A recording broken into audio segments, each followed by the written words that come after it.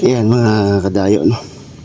Matagal-tagal kasi, halos mahigit isang buwan na hindi ko naasikaso itong tinatamnan ko ng gulay. So ayan, nagtubuan yung mga damo at napabayaan ko na rin yung mga gulay dahil nga meron akong inasikaso.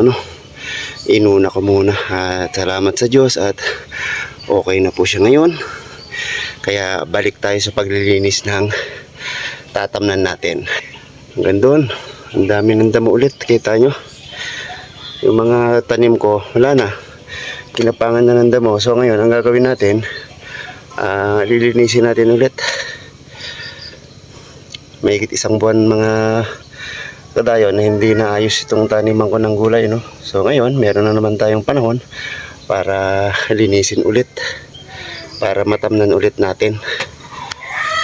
Ayan, magandang umaga sa inyo mga kadayo. Salamat sa Diyos at naging okay na po yung aking inasikaso.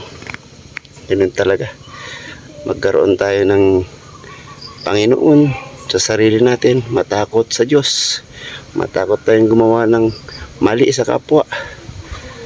Ayan ang buhay. Kung gusto mong maging mapayapa ang buhay mo, gumawa ng tama sa kapwa. Huwag man lamang, huwag man loko. Maging masarap ang tulog mo, payapa ang isip mo. Ayan, magandang umaga po mga kadayo. Itutuloy ko muna yung aking paglilinis. Ingat po kayo palagi. Laging isaalang-alang, paggawa ng kabutihan ay walang bayad yan. Pero ang paggawa ng mali sa kapwa, may sukli yan. God bless po sa inyo lahat.